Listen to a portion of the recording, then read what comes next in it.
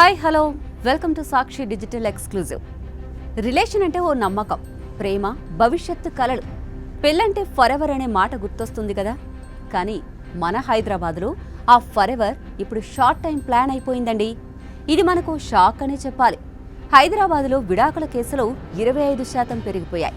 2019లో Hyderabad family కోర్టులో 4805 విడాకుల పిటిషన్లు దాఖలయ్యాయి. 2024 నాటికి ఈ సంఖ్య 6400 దాటింది.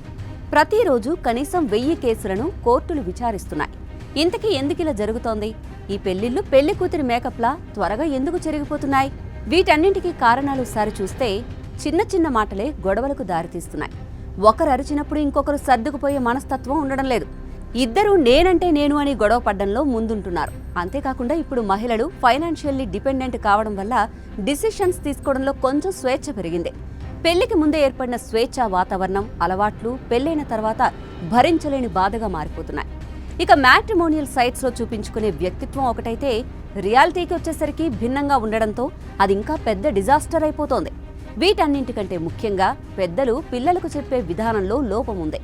ఒకటి కాకపోతే ఇంకొకటి అనే ధోరణిలో పెళ్లిని ఒక ఉద్యోగంలా భావిస్తున్నారు తప్ప దాని విలువను ఎవ్వరికీ చెప్పడం లేదు. మరి ఇన్ని కారణాలుండగా అసలు ప్రేమ జంటల మధ్య బంధం ఇంకెలా ఉంటుందో అనే అనుమానం వస్తోంది.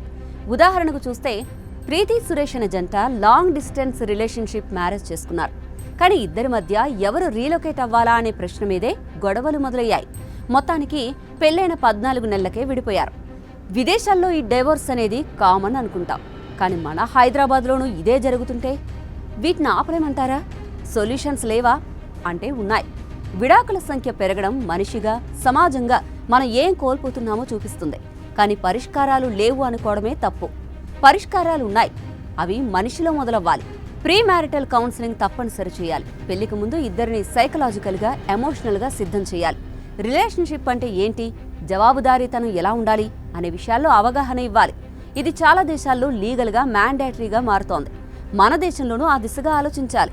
అలాగే కమ్యూనికేషన్ స్కిల్స్ మెరుగుపరచాలి. నువ్వే తప్పు, నేనే ఒప్పు అనే టోన్ తగ్గించాలి.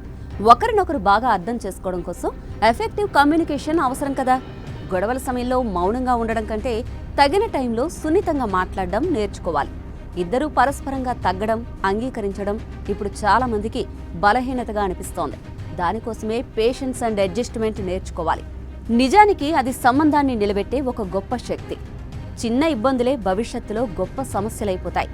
వాటిని ముందే వదిలేయడం బెటర్. ఇద్దరూ ఇండిపెండెంట్గా ఎర్న్ చేయడం బాగున్నా అప్పుడప్పుడు రిలేషన్కి కూడా ప్రాధాన్యత ఇవ్వాలి. అనవసరంగా డౌట్స్, కంపారిజన్స్ చేయకూడదు.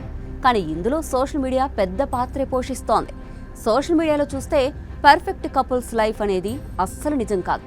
దాన్ని నమ్మడం మానేయండి. ముందు ఒకరినొకరు బాగా అర్థం చేసుకోవడం, విశ్వాసం పెంచుకోవడమే ముఖ్యమైనవి. పెద్దవాళ్ళు జంటల మధ్య అన్నెసెసరీగా జోక్యం చేసుకోవడం అస్సలు వద్దు.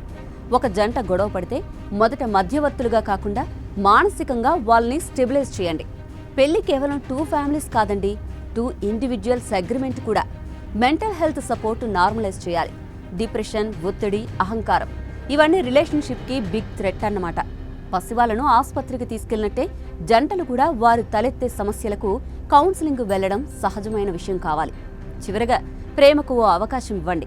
విడిపోవడానికి ముందు ఒక్కసారి ఇద్దరు ఓపికగా, ప్రశాంతంగా మిగిలిన బంధాన్ని గుర్తు చేసుకోండి. కొన్ని సమస్యలు బయటపడడానికి సమయం పడుతుంది. కానీ ప్రేమ ఉంటే ఖచ్చితంగా పరిష్కారం దొరుకుతుంది.